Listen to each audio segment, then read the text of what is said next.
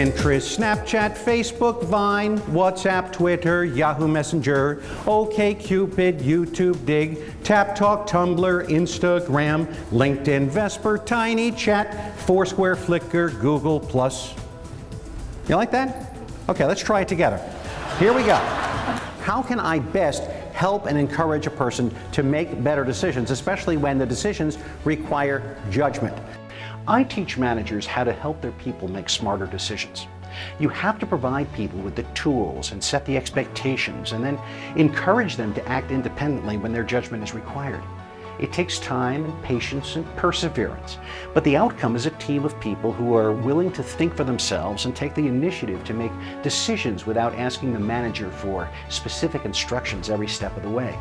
Not only does this save time and aggravation, it adds to the bottom line. And there are people who are creating technology and special effects better than that on their tablets as we sit here. Because they'll give you their opinions, they'll talk with you, and you will come up with stuff and you'll think, wow, I'd never even thought of that. Why? Well, because their paradigm is different than your paradigm. Or why should I travel halfway across town once a month to have cocktails and listen to somebody talk for 30 minutes about something? Why can't you stream that?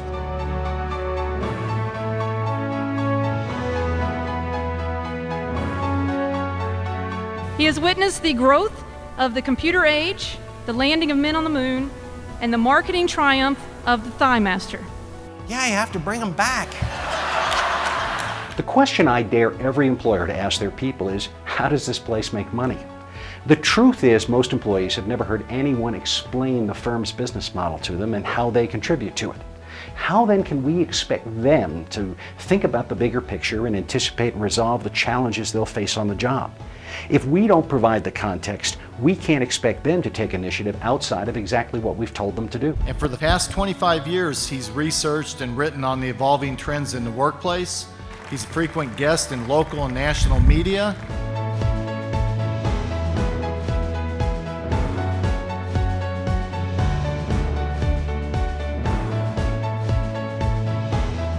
All decisions are ambiguous, aren't they? You don't know exactly what's going to happen. If I am in an interaction with somebody and I'm trying to resolve a problem with that person, the same type of thing might happen. I have to be comfortable and at peace that the decisions I make are always going to have ambiguous outcomes, if you will. Nothing happens exactly the way you want it to.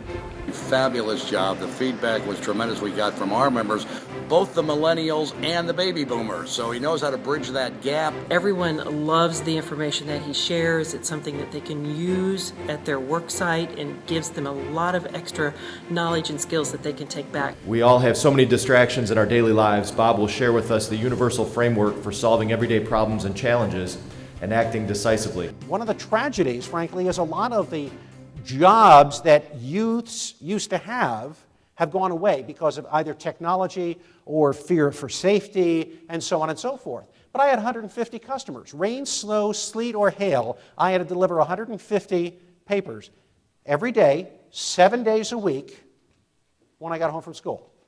And I was dependent upon the distributor to show up. Okay, and I was responsible for that entire process, and once a week I had to pay my distributor for those papers.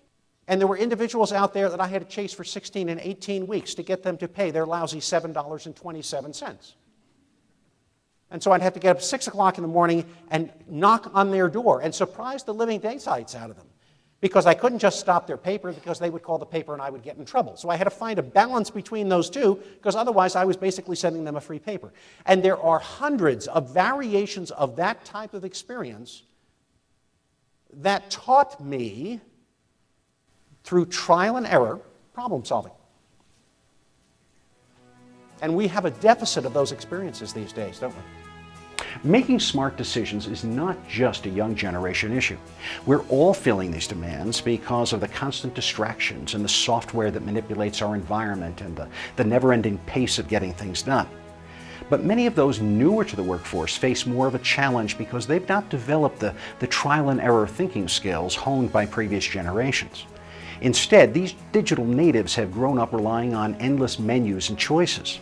But making decisions and judgments in the real world, it just doesn't work like that. Well, we're becoming more shallow thinkers. You know, you and I are just like everyone else because there's so many decisions to be made. We don't reflect as much. We don't take time to really sit and think. And the key to important decisions, the significant decisions that we need to make, are not found on a computer. They're found in our heads. They're found in talking with people and really sitting down and reflecting on what we've learned and how we go about using that to solve the problem in front of us. And for the past 25 years, he's researched and written on the evolving trends in the workplace. He's spoken everywhere from the towers of Wall Street to the outback of Alaska. I frequent a McDonald's about a mile from my house. And I go in there every once in a while just to sit, write a little bit, whatever. And there is a shift supervisor in there named Austin. And Austin has just a great ability about connecting with people. Now, he is supervising people that are anywhere from 16 up to about 66. Male, female, variety of different backgrounds, training, education, skills, and so on. But Austin just seems to have the instinct to be able to touch each one, because some of them are there just to put in the time and get the money. Others of them are there because they really do enjoy the work and working with others. Others are there because they just want to be around people because they're retired and they're just looking for something to take up the time. A variety of different motivations and skills and so on. But he seems to know who to cajole and who to push and who to confront and who to nurture and so on. And on top of that, on any given shift, he's making hundreds of little decisions, isn't he? You know, the light on the sign is out, you know, the line's backed up, the kitchen's not working properly, I've got an angry customer at the corner, and so on. And I've watched him with fascination. But here's the thing. Austin is 18 years old. He looks older than he is. But one time I grabbed him and I sat him down and I said, what is this about? Like, where did this come from? And he thought about it for a second. He said, you know, it came out of, I guess, my parents. He said, my parents taught me to have a good work ethic, and they demonstrated that. And they've taught me how to work with people and how to stand up for myself and a variety of things. And he said, I've also had a couple of managers here who have done the same type of thing. And then he said something that really brought it home to me. He said, you know, when I've gone to them for help, a lot of times they've just said to me, figure it out. And that's what I've learned to do. And I would challenge all of you to think about the Austins that you have around you, in your organization, in your community, and other places. Because we desperately need Austins in our culture these days, don't we? You know, how many people in here tell stories? Oh, come now, we all tell stories, let's be honest here. How many people tell stories that get better every time you tell them? Yeah. That's part of the challenge, isn't it? But just as much as you may be sick and tired of some of the shaggy dog stories you're hearing from the boomers right now, 20 years from now, those following you are going to be shaking their head much as you're doing right now. But that's how we figure out how to get along, isn't it? So let me close by asking you to raise your right hand. I want you to repeat after me. I. State your name.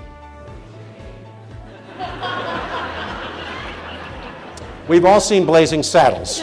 Great. Solemnly swear that I will never begin a sentence in this workplace